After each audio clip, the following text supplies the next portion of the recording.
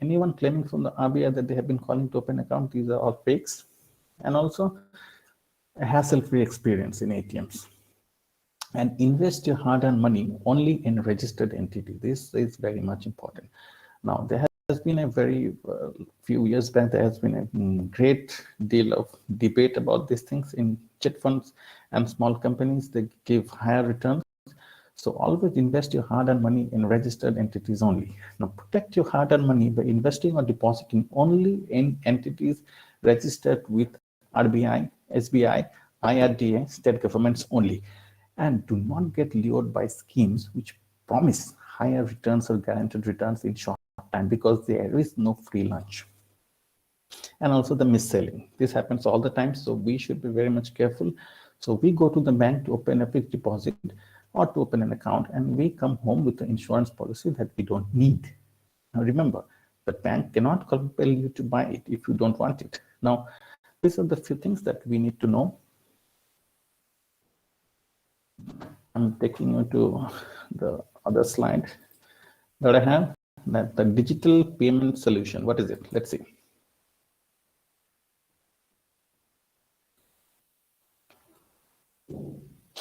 Okay, now this was developed by NPCI. We all know what is NPCI. It's National Payment Corporation of India. Now, what is a digital payment? That we need to know.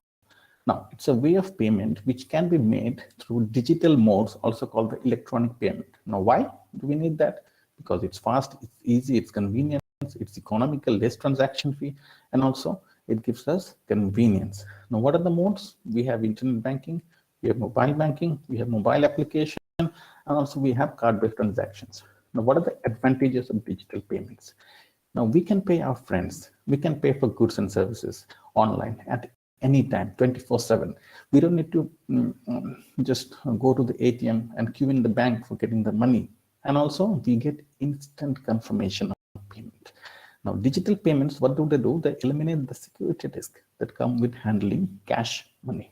Now, some of the NPCI products that we have, as you all know, it's the IMPS. You know what is IMPS? It's immediate payment service.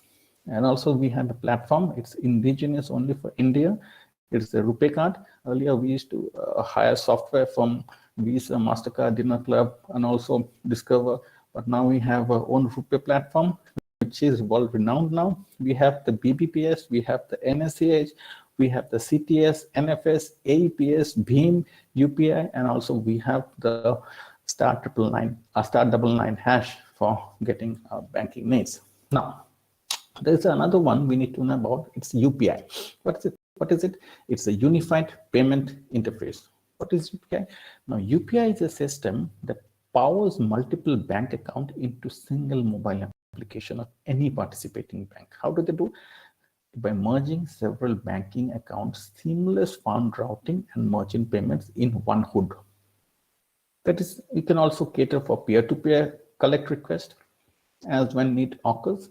Now, these are some of the features. I'm not going into details. It will take a lot of time because these things are taught maybe in a 3 or 4 days course, and I have to tell it to you in just 1 hour is really difficult. Okay, next thing is the Bharat Interface for Money. As the short form, we all know BHIM. What does it do? Now, the Bharat Interface for Money is an app that allows you or lets you make simple, easy, quick payment transaction using UPI. So, the user can make instant bank-to-bank payments and pay and collect money using just mobile number or virtual payment address or UPI ID. You just don't need to know about the person's bank or the IFS code or the bank account. We just made it so simple for everyone. Now, what are the UPI benefits? It's also for the privacy. It's for multiple utility. It's also the two-factor authentication that authorizes by PIN. It works across all the web interfaces, and also its availability. It's 24/7, 365 days. And for the merchant, why? Because for the merchant is seamless fund collection. As we all know that after the merchants, they have their ability to just reconcile all their payments under a single app. And also for the bank, why it's simple? Because it uses the single two-factor authentication, and also it's a universal app for all the transactions. Now, these are the several banks that use the UPI platform, as we all know. Okay, now another thing is that what is the brief on UPI 2.0? Let's see it. That any user can open an overdraft with any bank. Now, new customer can open overdraft and link it to the UPI. Now, the last time we had a program called the Jan Dhan accounts where everyone opened account in the bank who didn't have account, and also we gave a overdraft in that account. Anyone can link that overdraft to the UPI, and you can use that interface for whatever payments they want. Now, this is another thing. It's a RuPay. What is the RuPay? That's a platform that's indigenously built in India for payments. Now, RuPay is India's own domestic card scheme. Now, it was launched by NPCI. So, RuPay was launched in March of 2012. So, it's already been 8 years, right? It's been 8 years, and we are running without any crash. Now, RuPay, it holds 57% of market share on debit cards. The other big players are Visa and MasterCard, and small players Dynaclub and Discover. And also it makes the cost structures transparent and simple for banks. Now, the RuPay and the banks are issuing RuPay cards. There are over 560 million cards in force in India, and 40 million of total platinum cards are in force, and more than 30 banks are issuing international cards. Now, these are the various kinds of the cards that the banks offer. There are the various segregation of cards, the PMJDY account, or maybe the classic debit card, or maybe the platinum RuPay card. It's based on customer segregation. Now, let's see some of the important RuPay debit card features. It's also the insurance program. What does it do? They give a death due to personal accident or permanent disability to all RuPay Platinum debit card holders are eligible for insurance up to 2 lakhs. This is free and with every RuPay Platinum debit card. And also they give the RuPay Domestic Lounge Access Program. They have the RuPay Concierge services and many other services that are offered by various institutions that accepts the RuPay card. Now, these are the various offers that are offered by RuPay. Now, the RuPay Platinum has most of the offer. The classic debit has few offers. They don't have the cashback or maybe the lounge access or the concierge, but everyone has the insurance coverage, which was mandatory. It was, and now we have the RuPay Credit. Now, the earlier thing we learned about the debit card. Now we have the RuPay Credit. Now they also the various segregation in the RuPay credit cards, and also the insurance is free for everyone, along with other services. Now, this is another system that was developed by NPCI. It's called the AEPS. It's called Aadhaar Enabled Payment System. Now, what does it do? Now, Aadhaar Enabled Payment System is a bank-led model which allows financial institution to transact at micro ATM through BC or bank mitras using Aadhaar authentication.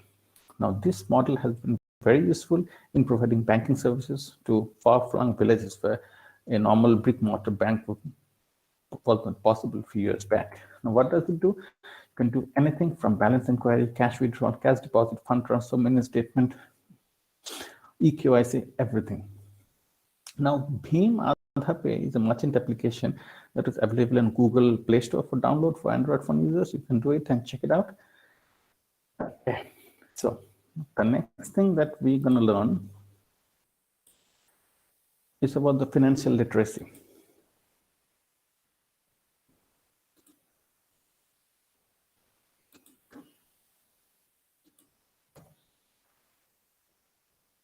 Now, this course was designed by a National Institute for Security Markets in coordination with RBI, SEBI, PFRDA. And so first thing is the module 1 says, what is the income, budgeting, and expenses? So we all know income, what's the expenses, and why do we need budgeting? Now, most of us have a source of income through jobs, businesses, farming, or various other work, and we have expenses that we know. Now, we need to keep a very good check on what's our income and what's our expenses, so as we can invest. And also for this, we need budgeting. Now, every household, they need budgeting for household expenses, for savings, for healthcare, for education, and also for retirement. And for this, you need financial goals, short-term and also long-term. Now, see the long-term financial goals, what are those? Now, long-term are plans for paying your children's education or marriage or retirement. What's the midterm? For buying maybe a home or getting married or having a baby.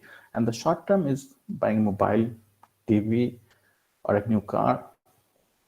So how do you save? We save by keeping our expenses on check. How do we do it? We use savings account, we use recurring deposits, and whenever we get any bulk of money, we may use fixed deposits. And BC, the banking correspondent, they have been very useful in doing this kind of job for the villages in India. That's why, as a village, as a banker, I'm staying in the village, so we have a lot of BCs, and they go to each and every household to meet the needs of all the people, and also they are within their limit. And also for now, let's see about the credit and debt management. What's this? Why it's important? Because we have to borrow within our limit. We cannot borrow and just cannot repay the debt and get our score drastically reduced. So why borrow within limit? Now, when you borrow money, you have to pay an interest on the borrowing amount. Now, borrowing beyond your means will lead to debt trap. Now, it's very difficult to get out of it. Now, when you borrow more than what you can handle, you have difficulty in paying. Now, borrowing within the limit will help you build a good credit score and also repay your loans. Now, paying interest on loans that you have taken is an expense, and you know how much you need to borrow. Now we come to insurance. Now, I have been in the insurance sector in the first year of my career of around 3 years. So in the insurance sector, it's a very different thing than the banking sector. So in insurance, there are general and life, and also in the life, they have segregation. In general, they have health insurance, car insurance, travel insurance, and many other things which you all know. So I'm not going into details regarding that. Let's next come for investment. Now, why do we need investment? Now, if you're young, now you're all young because you're the college student. You are young and you want to build a reputable investment strategy for yourself. Now you're willing to take more risk, then you must be investing some of your money maybe in mutual funds or some of your money in government regulated bonds so that you can have greater returns. So there are also the equity and also the mutual fund. Now, what is equity? Now, equity also, it's a part of a company. It's also known as stock or share. Now, when you buy share of a company, you basically own a part of that company and can expect profit when the company makes profits or dividends. And also you need to diversify. You cannot just put all the eggs in one basket. You have to diversify your risk appetite. Now, that's a different subject and also a very in-depth discussion, so I'm not going into that. And also for the mutual funds, mutual funds, the systematic, and this is very good for people who don't have in-depth knowledge of capital markets. Okay, now we have the pension.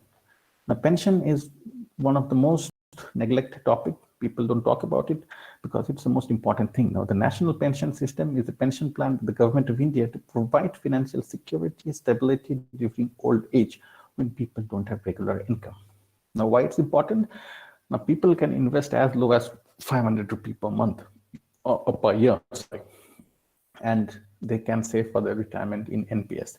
Now, NPS, these all are regulated by PFRDA, and it's 100% secure, and people can invest in it and also get the retirement benefit as when needed. Okay, now the financial planning. The financial planning is very important. First, we have to gather the information. So where am I now? And where do I want to go? And how can I go there? That's why we need the planning. So apart from the financial planning process, we cannot make a good decision of how much are we going to make out of our income. Now, let's talk about the various government schemes that for the women especially. There is the Pradhan Mantri Jan Dhan Yojana, where people have open savings account. Now, also they have been given ATM. They have got OD facility that you can borrow around 10,000 from one bank and repay it in time. And also you get additional insurance coverage of 2 lakh rupees. There is the Pradhan Mantri Suraksha Bima Yojana. What is it? The Suraksha Bima Yojana, this one you have to pay is around 1 rupee per month and 12 rupee per year. You get an accidental coverage of around 2 lakh rupees. There is the Pradhan Mantri Jeevan Jyoti Bima Yojana. Now this one is managed by LICI. They give insurance coverage of around 2 lakhs for paying a premium of just 330 rupees per year against any kind of death. The Pradhan Mantri Suraksha Bima was only for accidental death, and these are for any kind of death and also disability. Now there is a Atal Pension Yojana. This plan was very success. What does it do? It gives the pension, guaranteed pension, minimum guaranteed pension is granted by the government of India of around 5,000 and also 1,000, 2,000, 3,000, 5,000, and they have to pay a monthly premium for that. You have to pay the monthly premium for that, and you'll get your pension when you're past 60.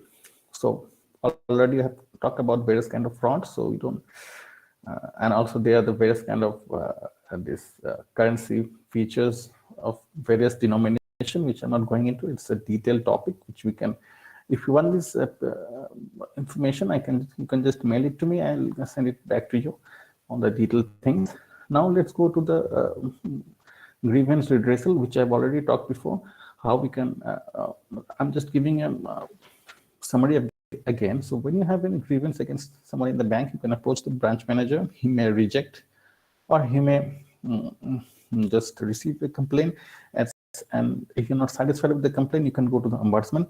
You can apply online also. You can apply in writing. And for every major state, there is a banking ombudsman. And also for the security markets, you can approach to SEBI, and you can also lodge your complaints online. The complaint you can lodge is courts.gov.in. That's the URL for launching complaints against security-related complaints. And also for the insurance-related complaints and fraud, they have the IRDI grievance call center. They have the IGMS portal for the insurer, so that you can complain as an insurer also and as a complainant also. Okay, so let's see how much time we have. We have around 15 minutes. Okay, so we'll just wrap it up quickly, because there are a lot of things and very less.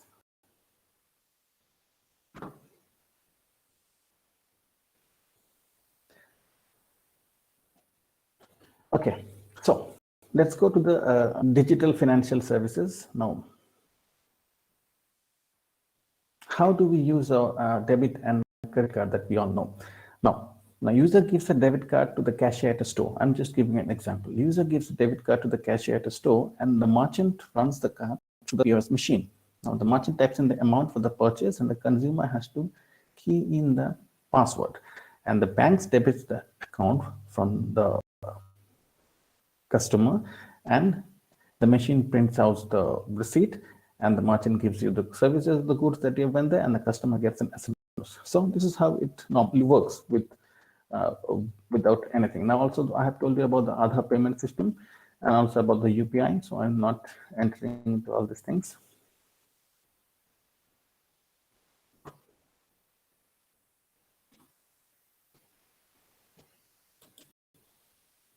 Now, as I've told you before, that there was a national strategy for financial education. Now, this strategy has been implemented from year 2020 to 2025. This is called the National Strategy for Financial Education. Now, this strategy has been implemented by the RBI, and also this strategy is for the next 5 years. So now, according to the strategy, our country and the government of India, along with the regulators, we are going to provide financial education to people, which I have already told you about the graphs and all this. I'm also not going into details regarding all these things, as you all know. If you want, I can just give you the slides and everything. Also, for the people who doesn't want to serve in the government sector, or who wants to be an entrepreneur, I also have one slide for them from the national, from the security markets. This time I'm just giving a glimpse of that. Okay. So this entrepreneurship. Now, what is this entrepreneurship? Now, each and every people who don't want to work for someone, or wants to work for themselves, now they're called entrepreneur. Now, what is entrepreneurship? Who can be entrepreneur? How to start a business? That we all know. Now, entrepreneurs is what means. Entrepreneur is the person who organizes all the resources required to run and start a business. Any business, whether small or big, requires an idea, product or service, land of operation, where we're going to operate, quantum of capital, how much capital do you have, people, machines, tools, and organizing capabilities to ensure that the mentioned resources are put to the best use. Peter Drucker said profit is not the purpose of business, but rather the test of its validity. You can see what Henry Ford says, if you think you can, you can. And if you think you can't, you can't. Interestingly, you are right in both ways. Now, to start a business, you have to have some personal experience as a resource with the business idea. You have to have a people's idea. You have to have the passion for business, and you have to know about the government initiative and how the government may be supporting your business. Now, I'll be breaking some myths about the entrepreneurship. Means, what are the myths? The myths are that the business idea has to be new. These are some of the myths. That really doesn't work. The business idea has to be new. You can work in a business that's in a particular niche, and also you can excel in that. And also another myth is that you need to be better than your existing competitors to start a business. That's also is a myth. And also you need high qualification and research in order to start a business or have a business plan. That's a myth. Now the business idea is only for big business. That's also a myth. That's why people in India, we have a very now the situations are changing. Now entrepreneurship is being looked upon as a very honorable job, and also people are succeeding with various this Atmanirbhar Bharat. Also, there have been new schemes regarding that, and people are catering to that. Okay. Now, first of all, we need to develop a business plan. What does it do? And development of a business plan, you all know, you need to prepare a detailed project report, the DPR, what we call. Now, business plan is a document in demonstrating the feasibility of prospective new business and providing a roadmap that fits the several years of its operation. And also, the business plan is an opportunity to think hard about your business, plan the resources, understand your value proposition for a customer, and ultimately financial consequences that the business can have on you. You have the nature of organization. How do you want the organization to be? Sole proprietorship, or maybe a simple private limited partnership, however the way you want. I'm just not going into details about all these joint stocks and also the legal compliances. So raising capital, how do you raise capital? There are various government schemes, and also you need to have your owner's equity. Now, what are the type of liability? It can be long-term, it can be, and how much is the cost of fund, ownership, dilution, pricing, everything. And also building and managing team. How you're building and managing your team, how you're procuring a resource, operation, and also logistics and everything.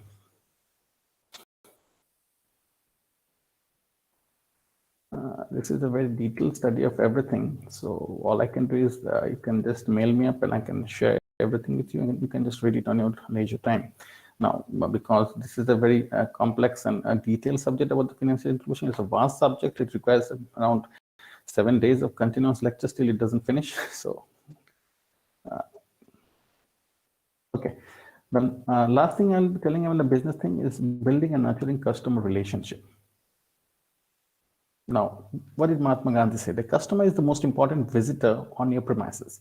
He's not dependent on us. We are dependent on him. He's not an interruption. It's a work. He's a purpose of it. He's not outside in our business. He's a part of it. We are not doing him a favor by serving him. He's doing us a favor by giving us an opportunity to do so. So I'm not going into details of all these things. I have two papers, one from I'm Ahmedabad, and also one from Financial Literacy, which I can share it with you. And if you have any questions, you can ask me. Thank you.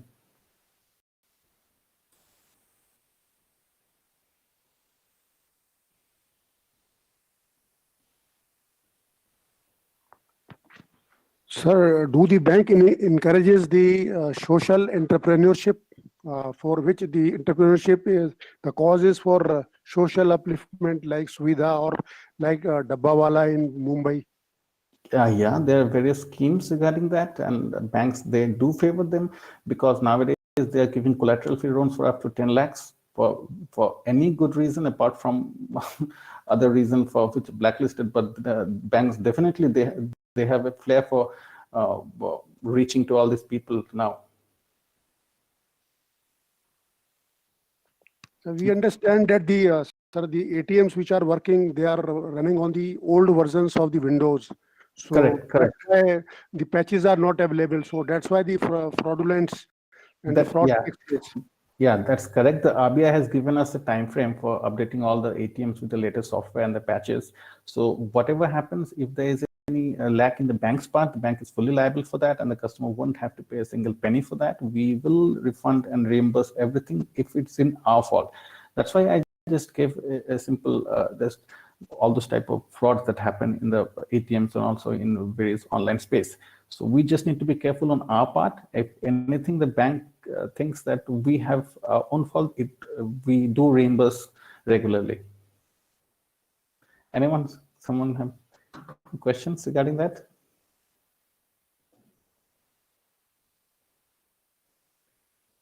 Actually, 1 hour for such a vast subject is I have to patch up with each and every topic. So it was very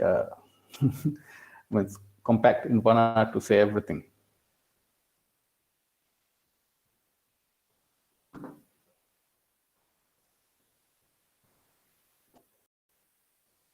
Okay, then thank you. If you don't have any questions, so I'll be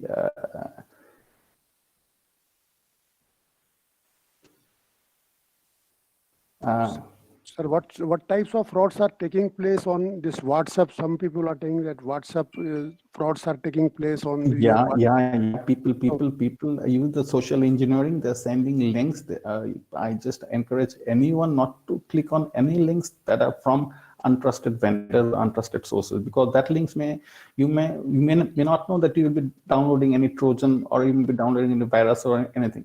So it's always important that you go to the bank site. You see it's a HTTPS version, and also you type in your own. You don't just link from some web pages or hyperlink some other pages to go to the bank site. We have to be very careful in what we do nowadays.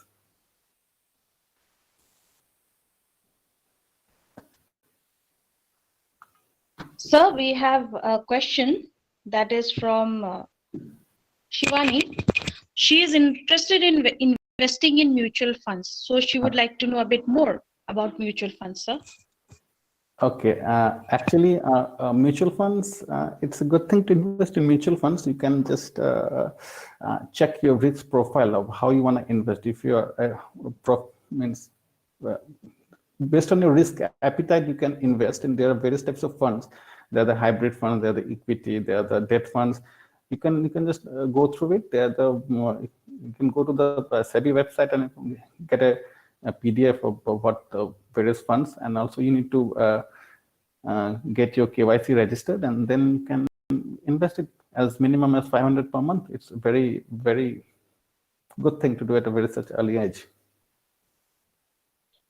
Okay. Sir, Shivani has another question, that is exchange traded funds better than mutual funds? Now, ETF is a little bit different thing than mutual funds. So in ETF, what it involves is it's a collection of securities, the stocks and everything. And in mutual fund, there are various. They have the fund manager. He manages a fund from a diversified portfolio, from maybe from big 500 companies to new companies. So ETF is different thing and mutual fund is different thing. If she is a new means she wants to invest in first, she should go for mutual fund, and then she can progress to ETF. There are also various types of ETFs which are available in the market, so she can trade well there also.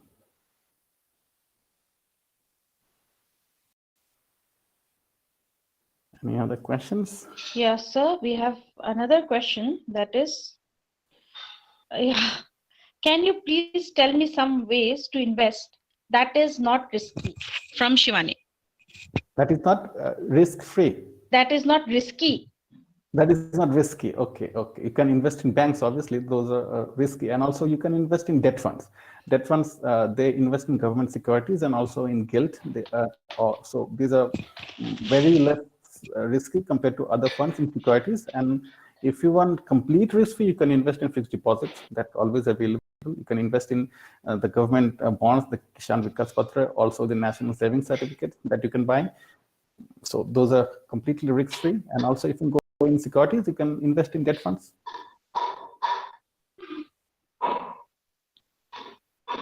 Well, Shivani, I hope sir has answered to all your queries. Yeah, she's a student. She's like quite worried about investing money actually. So yeah, I think Shivani is like, yeah, she invested in TD, but she was not satisfied with that. Because interest rates are just declining day after day, because interest rate was once it was 2 digits. Now it has come around to around 5, and someday maybe you can see in other banks in Western countries, they don't give any interest rate at all. You have to actually pay money in order to keep funds secure. So that day is coming in India. So we can invest in debt fund. It gives quite nice returns, and also it's less risks. Okay. Well, sir, I would like to. Okay, I think that was all for the questions. Sir, I would really like to thank you so much. Your session was really informative and interesting. We really loved it. I hope the participants have learned a lot from this session. In fact, I personally have learned a lot. It was really nice. Thank you so much for your time and for your effort. Sir has you've done really I really loved the talk. Thank you. It was really interesting. We learned a lot. If you need anything. Yes, sir. You can just mail me if you need anything. I'll be happy to share any information that you need. I'm sure the participants also have benefited so much from you, sir. Thank you so much. Thank you. And Thank you it so was much. really nice. And to the participants, if you have any other queries, we will forward the email ID of sir. If sir permits, you can ask sir for the questions. Thank you so much, sir. Thank you for your time. I share the PPT with everyone. They can have a look in their leisure time. It was a very big one, so I had to. So they can have a look in the PPT. I'll just share it with them. Okay, sir. We'll forward the PPT in the group, sir. Okay. Thank you. Later, we'll provide it to all the participants. Thank you so much. Well, I hope I'm audible. This ends our session for now, and the next session which we are going ahead with is that of workshop for applying visa. Workshop for applying visa, which will be our next session, which will start shortly.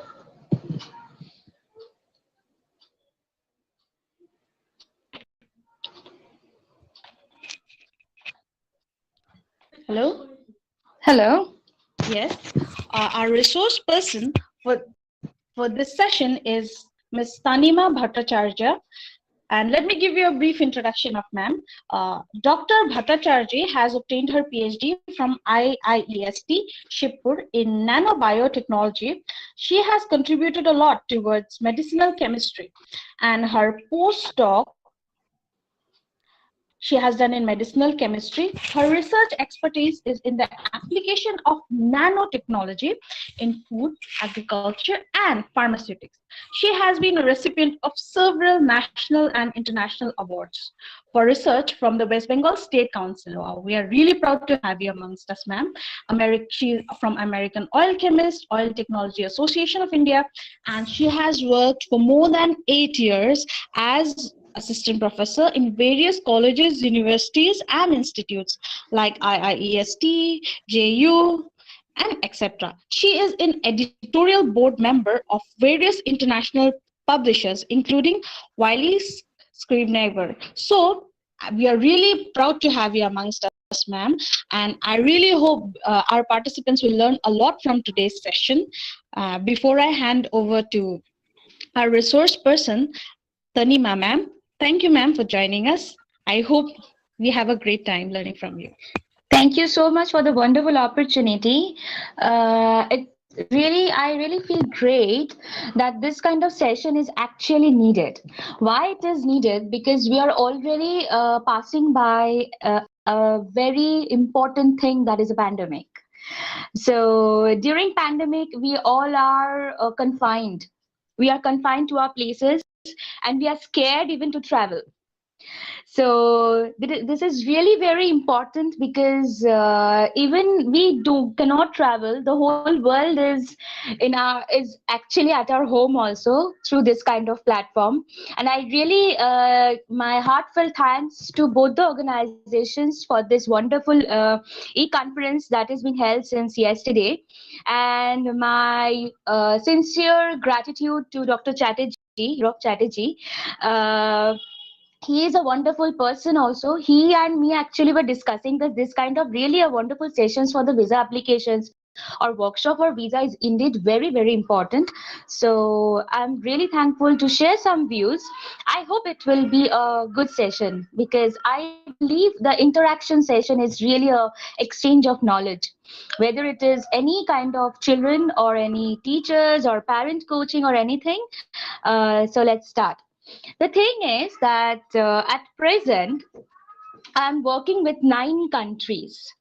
I'm working with 9 countries, and we are working globally, and we are taking care of the upgradations of the faculties and the institutes for publications. We are exchanging our views, and right now in pandemic, we all are doing globally from our online platform. But after, if the flights are okay, flights are normally been taken care, the duties are okay, then we have to go and visit the certain places. So what are the techniques? Especially, I'm just going to start with my first visit. My first abroad visit is to China, which is a very controversial place now. But being a controversial place, China is the strongest of all from the technological aspect. So why I'm starting with China? Because my first abroad job is from China. So paying a homage or paying a regards to them for giving me an opportunity to explore my research work from China, I'm starting with China. And later on, I will highlight certain important countries, and there are certain limits, not only limits, rules and regulations to apply for visa, which I'm just going to share. First and foremost, for application of any kind of higher studies or abroad work, a person must have certain basic criteria. So what are the criteria? For example, for China, if anybody wants to apply for higher studies, I'm not talking about postdoc, because postdoc is also research experience. It is considered as a job experience. It is not considered as a degree. But I'm talking about BS or MS, especially MS, not even BS. Mostly MS, that is a master's, are preferred from China because of the improvised technical education they provide. So it depends on the institutions you are applying. First and foremost, if there are preference of working for certain international institutes, then you have to check the world ranking, of course. Like being in India, according to UGC regulations, there are certain regulations we are following, that world ranking within 500 world ranking, those institutes will be given more preference for further higher studies or any kind of job or higher designated job.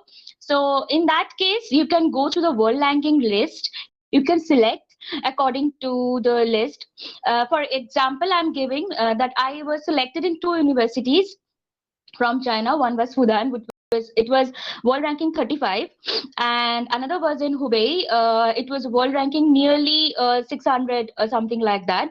So I was applying several applications for various postdoctoral thing. So what are the techniques actually first you have to follow? First you have to go through the world ranking lists. You have to go through the list. These are the universities and these are the ranks. In future I will share if anybody wants that, or even you can get it from online websites also. And depending on that you have to choose or you have to select the university departments. You have to go through it, that what are the departments are being observed there, what are the departments are there, whether it is really correlated with you. This session is not only important for the students but also for the teachers who want a postdoctoral experience or any kind of research collaborations also. So these can definitely be a very useful session. So this is my humble request that everybody should note whatever being discussed here. That is first and foremost, we have to go through the departmental sites. Okay, so from the departmental sites we can go through the faculties. It's a bit tedious job because before getting a good postdoc I also had to apply severally in several I had to go through many processes. So here what we have to do here, first we have to check whether our research interest or whether our study interest is matching with the area or not. Then we have to apply either directly to the university person where there are the contacts remain. They will directly lead you to the contact, or they will give you the contact of the international affairs head or officer in charge. Okay, because in Southeast Asian countries, I'm starting with Southeast Asian countries. Why? There is also one reason for the Southeast Asian countries. I am a bit fond of Southeast Asian countries and Asian countries rather than the US and UK. It's because of my experience. Everybody differs for their experience. For my experience, I always prefer Asian countries. Why? First and foremost, the respect and the technicalities is much more. There is less racism. Okay, and there is also huge respect towards Indians for us. Okay, and they usually are very helpful. Very helpful. The Asian countries are very helpful. They are very rigid though for their work, but they are very helpful. So due to this, the Asian countries lack one thing, that is the communication. Sometimes like in China I faced a communication problem because they, even though know the English, they will not speak to you in English, but or they will prefer Mandarin or something like that, and they will also insist you to learn a foreign language like Mandarin because they are prefer and they are very much orthodox. But it's good to learn also new kind of languages. Apart from that, I'm also dealing with Indonesia and Malaysia also. I'm visiting faculties from those with some government institutes from Indonesia and Malaysia. There they have no communication problem. They are very good in English and all. Okay, fine. But the main criteria of application, either for the job or for study, you have to go through certain processes. For study, you have to have some GRE, IELTS. Those are the very basic things we all know about it.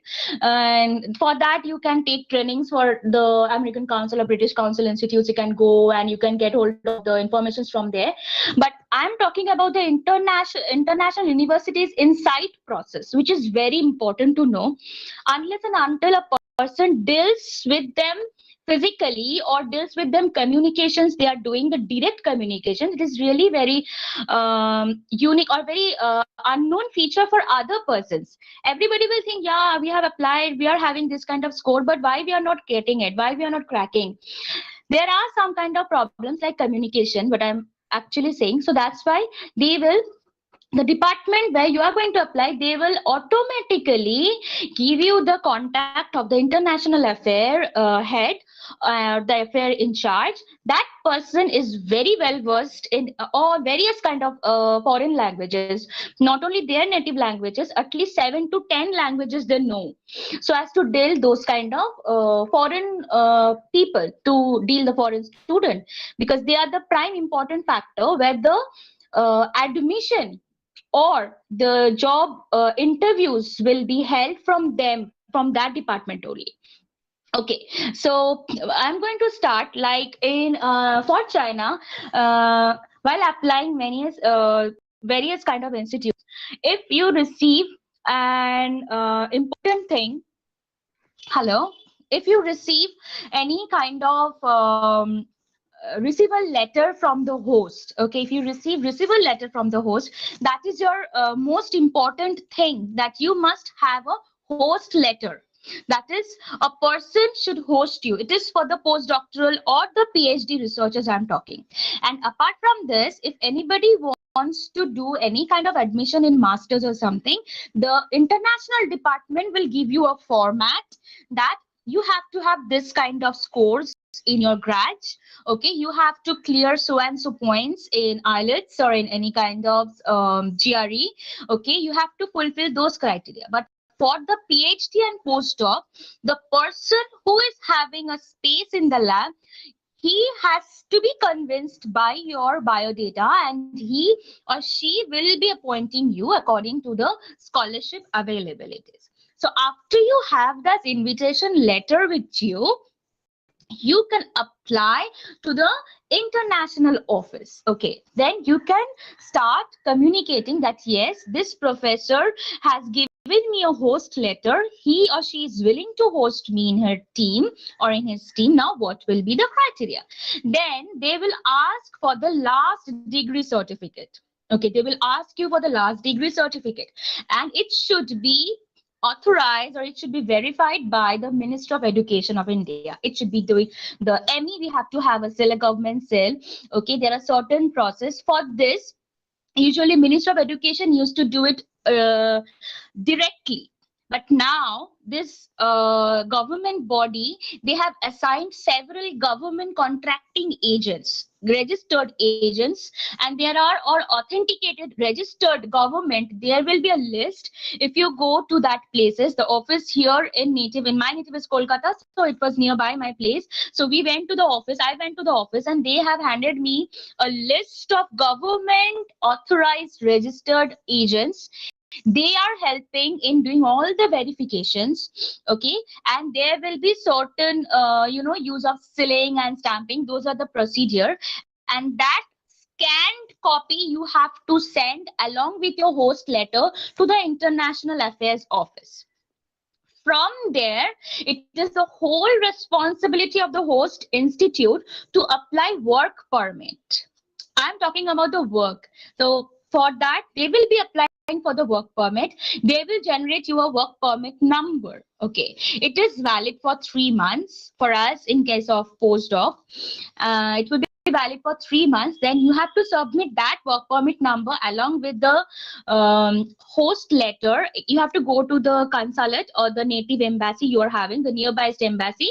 They will give you to fill up a form, and you have to submit all the letters, and within 10 working days you are going to get a Chinese Z visa. It is a work permit visa for the China. I'm talking about the Chinese thing.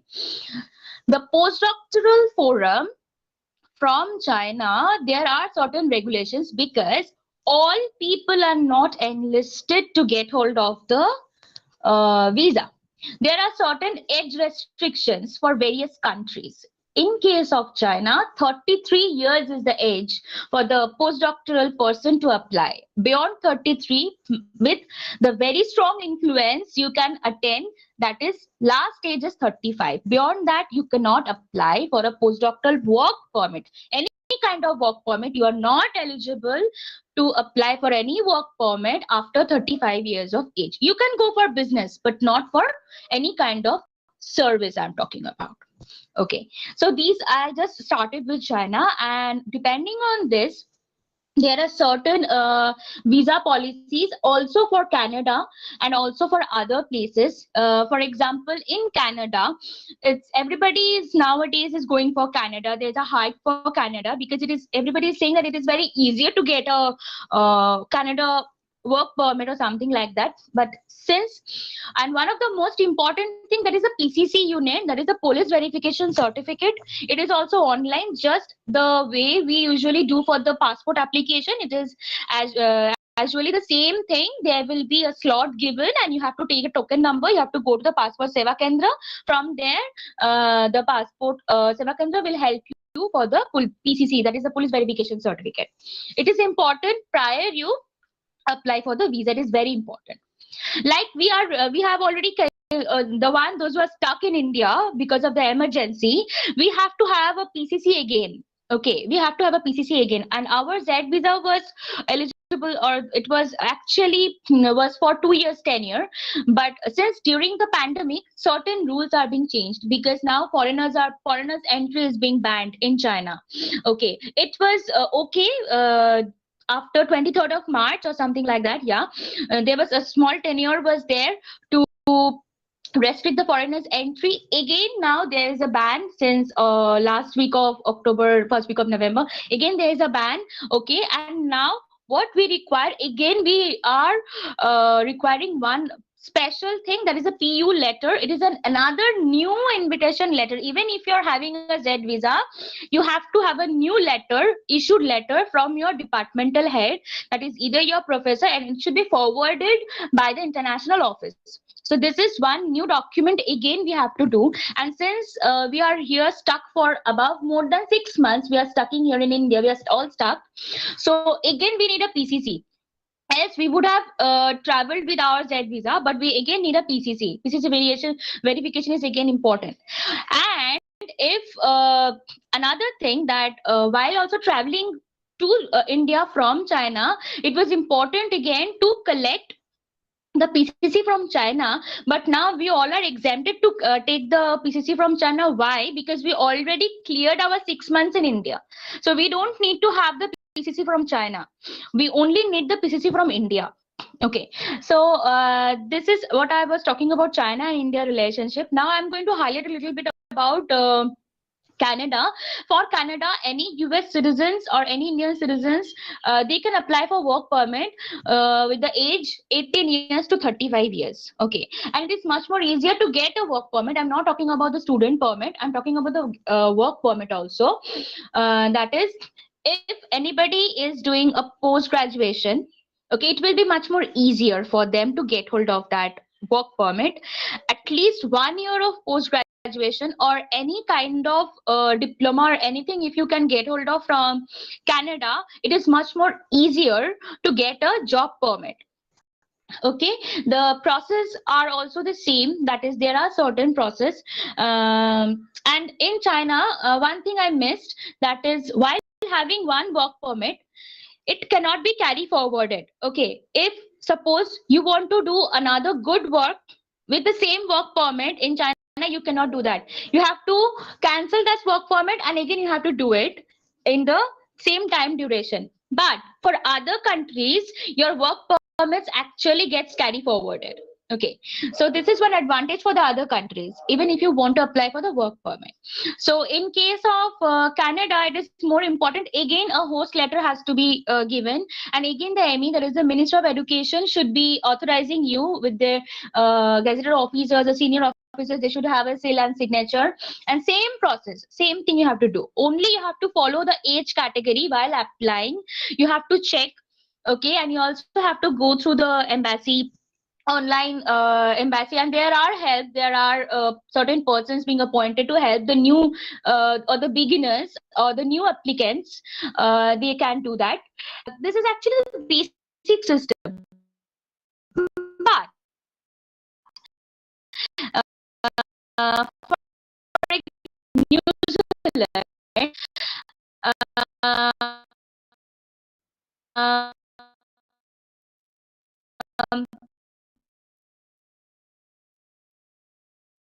there are benefits. Even if you apply for your student visa, studentship, suppose in Australia you are going for a studies, a higher studies, there you can do part-time jobs, which is restricted in several part of country.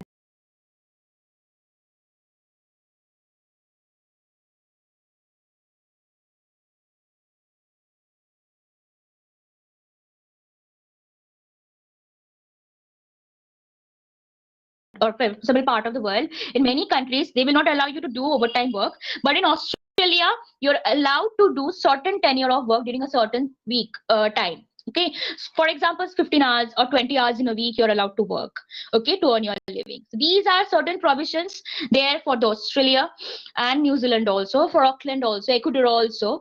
And for example, another very important visa nowadays, it's really a very important, and it's a new visa also, that is EB1 visa. It is an employment based visa. It's a green card visa. We already know it is a very important visa, and this visa actually been applied, and it is very it's a very strong visa. This EB1, EB2, EB3, these are series of visas are there, but it is very tough also. The visa to get this kind of visa is really very tough because you have to have a very influential biodata. For example, EB1 visa is very important or easily available for the Olympiads, those who are from the Olympics background, or for the high designated professors. Okay, so but if you are appointed by any private employer from USA, I repeat that if you are employed by any private employer, it's their responsibility to issue you on behalf of you. They will take the responsibility for EB visa that they are hiring you. Okay, so these are this is a very important informations, and many persons even doesn't know about the EB1 visa. Everybody knows about H1B or something like that, but this EB1 and EB category, these are the employers will be sponsoring you. You don't have to spend the money for that. Okay, but there are no restrictions or something like that. Only the thing you have to have a good profile, and even if you don't have those kind of categories, you must fulfill 2 or 3 categories. Okay, for professors, if they want, they can also apply on their own without private employers. Okay, they have to have high academic performance index, they have to have well published journals for EB visa. So these are certain criteria for the professionals as well as the students. For students, again, same method, same procedure for everything. The main important thing, you have to first verify your transcripts. Okay, everybody will say for your transcripts. For transcripts, it is one of the important thing that you have to apply to your university department. They will help you in processing of the transcripts, because transcripts need to be verified by ME sometimes, or sometimes even the degree certificate will be, the verification of the degree certificates also do like, okay, fine, it's okay that if the person is not having the transcript, the last degree certificate is required. Okay, either or sometimes university take both, either the transcripts, it is the gist of all the years, and or only the certificate, the last year certificate, academic certificate. So there actually this all the rules and regulations actually differs from institutes and states, but the basic thing, you must have an invitation letter. And even if some person, if they say that okay fine, you just come, on spot visa is available, you don't have to apply for that, no, I will say no. Even some persons usually follow some kind of things that okay fine, on spot visa is being given, just come, and no, please don't go for those kind of things. For example, yes, we can go for those kind of things when for certain countries like Indonesia. Okay, like if I travel to Indonesia as a visiting faculty, there is no such strict restrictions of visa. Okay, I can get an on-spot visa while arrival in Indonesia. Okay, and it can be for 1 month. Okay, but within that 1 month, yeah. Hello. Hello. Who is this? Ma'am, you can continue. I guess some participant maybe by mistake unmuted the call. Please continue, ma'am.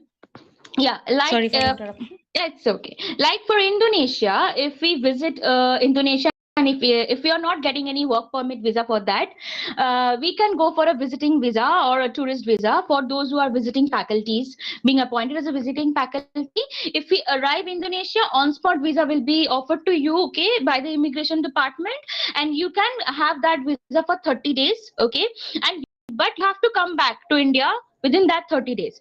But if you want to apply for Indonesia, there is a very important and very interesting thing, because recently I bagged an offer from a government institute of Indonesia. They either want me as a visiting or they want me as a full-timer, but it's not possible for me right now to decide.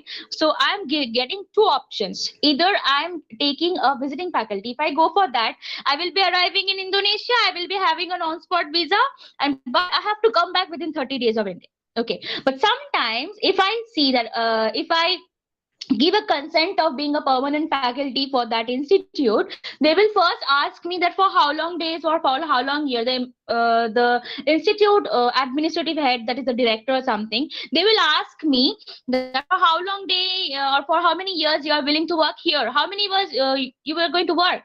I said, okay, fine, as per industry norms or as per institution norms, what are the norms to work there? They said that minimum you have to work here for 2 years. I said, okay, then what kind of things you have to do? In that case, what we have to do, we have to send a letter of interest to the institute. Okay, so letter of interest to the institute director, because for Indonesian countries or Malaysian countries also the same, especially Indonesian countries, the host institute who is going to hire you will be the sponsor of the whole process. He has to apply for the visa on behalf of you. He will be writing to the consulate chief, okay, Indonesian consulate chief, the nearby embassy chief, and he has to justify why he wants to take me as a professor. He has to justify, he has to share my job experience, and after a positive letter, yes, you can take this candidate, then he will be applying visa on behalf of me, and I will be getting full sponsorship from Indonesian Institute. Excuse me, ma'am. Ma'am, can you little bit slow it down? Because I'm unable to catch. Okay, fine. So the thing is, if we want to go for Asian institutes, okay, for our job applications, okay, it is a responsibility for the institutes or for the employers where we are getting our own appointment, the letter of appointment. It is the sole responsibility of the employer to sponsor our visa, okay, for us to go and work for them. Okay, so this is the rules and regulations for the Indonesian countries as well as Malaysian countries. But China being an Asian countries, they will not sponsor you the whole process. They will not sponsor you the whole process. They will only give you a work permit, okay? And while reaching to China, you have to extend the visa with your own money. Okay, but in Indonesia, they will be sponsoring you to take you to serve them. So both the countries from Asia, but different rules and regulations. Similarly, if in Canada also, similarly, the Canada people, the Canada employer sometimes may sponsor you or may not sponsor you. For example, if you apply as a job for there as a job applicant, you are getting the sponsorship. But even if you're applying for the postdoctoralship, it is also a job, not a degree. For that, you have to sponsor your own visa. Okay, so it actually differs from different countries. Okay, there are certain government rules, and even like in Australia, students can work for part-time, but like the countries in South Korea, students are not allowed. In China, students are allowed even while getting their degree certification. A master degree student from a Chinese university is eligible to teach. Okay, how? Because that actually comes in their curriculum. So it absolutely differs due to the country infrastructure, basis of the employment status, basis of the employers, and rules and policies for the countries. It is absolutely different. Okay, for example, there are many visa-free countries. Of course, I actually don't prefer those. Those are not in our list. But for these are the proper thing, because while entering one country, you have to be secured by your own responsibility without believing any middleman. Any help, directly consult to the consultancy, that is the consulate, okay, the embassy, okay, or the international affairs of either university or the firm or the industry you're appointed to. So these are actually very, very sensitive issues, because if you don't follow any kind of rules and regulations, there is a chance of deportation. That is, your visa will be sealed and cancelled and you are barred to enter the country.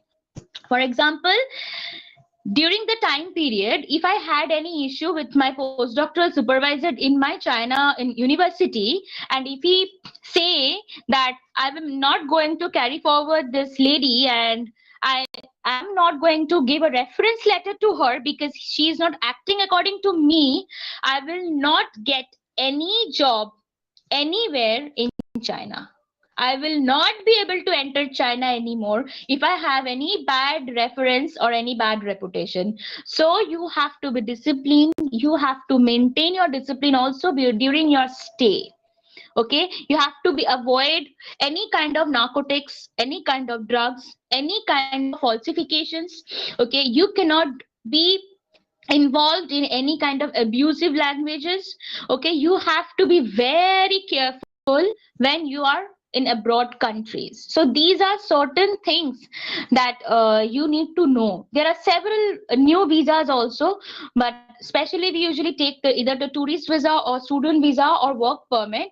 But work permit category is also changing day by day, and during pandemic certain new rules and regulations are coming, so you have to keep an eye to the embassy website after all. And always you have to remember that if there is no one to help you out, straight away go to the International Affairs Office of the department or the institute or the university. This is what I was trying to discuss. Thank you so much. Yeah. It's to the moderator now. Yeah, ma'am. Yeah. Thank you. It was really nice. It was really nice. We learned a lot about different countries, and like, be it for travel, be it for like studies. I myself am packed. I'm ready to go and explore different countries. Excellent. If you need any help or any guidance, you can email me up. Ma'am, we can provide your email ID to the participants. Yeah, definitely. Okay. Any kind of consultancy, any kind of things, if they want, I'm free to do it, no problem. Even I'm working in NGCEF, Noble Global Community Education Foundation. It is a foundation to help the students to get the scholarship. It is a foundation to help the teachers to do the publication. It is the foundation to help the teachers to back projects, collaborative projects. Okay, ma'am, thank you so much. The last session was obviously really awesome. Ma'am's session was really interesting. We loved it so much. Thank you so much, ma'am, for taking out your time and for giving us this valuable lessons. We learned a lot about China and numerous other countries. Thank you so much, ma'am. Thank It you has so really much. been wonderful being Fine, with you guys can definitely be in touch with me. Any kind of assistance for abroad studies, for collaborations, for publications, we are there. My team is there to help you out. Okay, ma'am. So I think this is where we wind up your session, ma'am. Yeah. I think the participants will be more interested to talk with you through email, as I haven't seen any that kind of query out here. So thank you, ma'am. Okay. Okay. So before I wind up this session, I would like to thank everyone, and ma'am especially. And next, I'll be handing over to Chinmoy Deka madam, our program coordinator, for organizing this thing. Chinmoy Deka madam, are you here? Chinmoy Deka madam, I think she hasn't joined. I think ma'am hasn't joined. Ma'am, please provide email ID. Yeah, we'll provide the email ID in the respective groups. In the respective groups.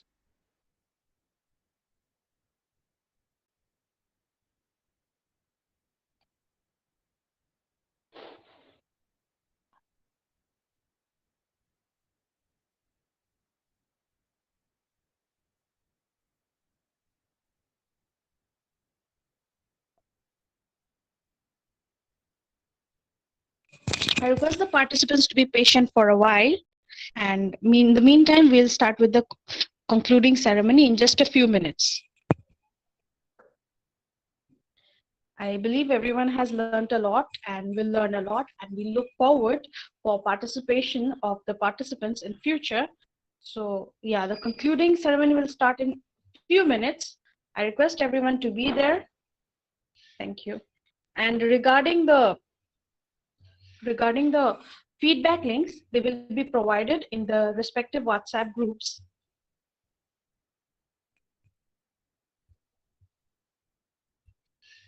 And for those who are in YouTube, you can check the chat section. There it will provide the links.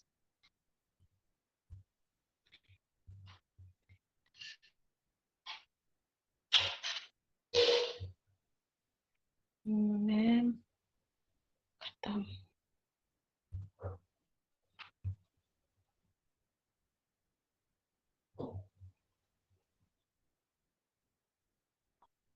I request the participants to be patient for some time, as there are some technical issues due to which our vote of thanks, which will be delivered by Chinmoy Deka ma'am.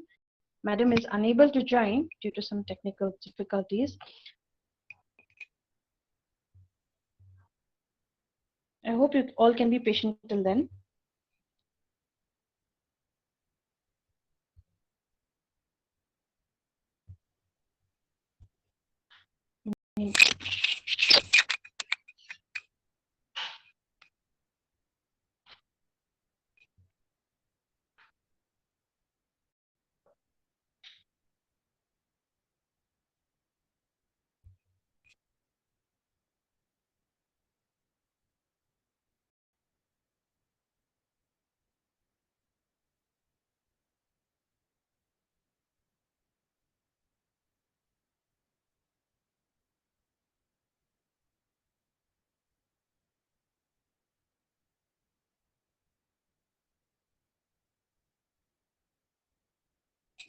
Okay, yeah, here Chinmoy Deka madam, our program coordinator, who will be delivering the vote of thanks, has already joined. So I hand over this to Chinmoy Deka madam. Thank you, Madam, are you Chairman. here? Yeah. Thank you, Chairman, ma'am. Okay, so we come to the end of a very enriching session. Our respected principal of Mariam Anjuman Women's College of Science and Technology, Ujjain, Dr. Imran Hussain, respected principal of Meher Chand Mahajan DAP College for Women, Dr. Nisha Vargava, invited guests, resource persons, and participants, I take this opportunity to extend my heartiest thanks to everyone. I am Chinmoy Deka, Assistant Professor, Department of English from Mariam Anjuman Women's College of Science and Technology. And on behalf of both the colleges, I would like to thank you, all the speakers, for gracing your important work and sharing with us your findings and opinions in these 2 days. Today we come to a successful end of the 2-day international webinar on empowering women to explore avenues globally. The theme of our webinar was Arise, Expanding Horizons Across the Globe. I mention our deep sense of appreciation for chief guest, Ms. Harleen Diol, member of the Indian cricket team for women, for sharing her valuable time with us. Your participation has been an inspiration to us and all women. We are grateful to Professor Tarasankar Pal, University of Johannesburg, South Africa, Professor Ibadur Rahman, King Khalid University, Saudi Arabia, Dr. Sujit Kumar Ghosh, Assam University, India, Professor Ratna Ghosh, McGill University, Canada, Professor Vinod Chaudhary, Punjab University, India, Dr. Priti Gambhir, Meher Chand Mahajan DAP College for Women, India, Mr. Suman Bhattacharya, Manager, Mangia Gramin Vikas Bank, India, Dr. Tanima Bhattacharya, Novel Global Community Education Foundation, Australia. I'd also like to express my sincere thanks to Dr. Meenakshi Rana, Dr. Hirak Chatterjee, and the entire organizing team for their dedication and enormous cooperation in organizing this event. We are fortunate enough to be backed by a team of very motivated and dedicated colleagues of Mariam Anjuman Women's College of Science and Technology and Meher Chand Mahajan DAP College for Women. Thank you for your involvement and willingness to take this and complete the task. The WiManX successfully completed its goal to promote opportunities for women on both national and international platforms. We hope the participants have greatly benefited. Wishing you all the best and hope you will fulfill your dreams with great emancipation and motivation. With these words, I would like to thank everyone once again and hope to have many more events in the near future. Thank you.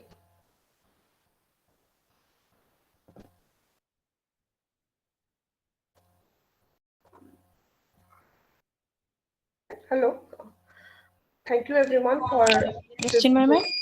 Yes, I think we can wrap up the event for today.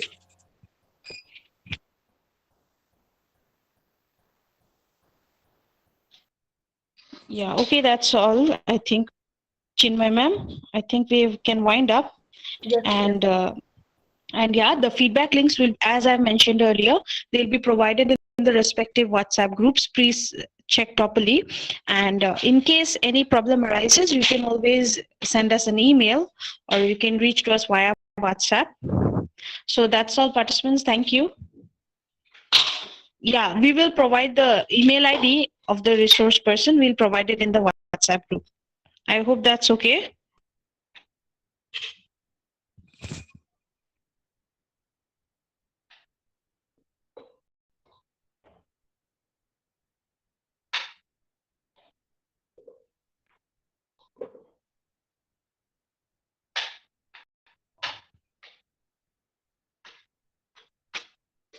Yeah, just a minute. I'll be providing the.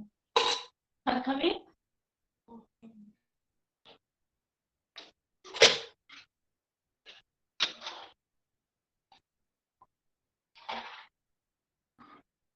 I'll be providing the email ID of the last resource person, that is Tanima Bhattacharya ma'am.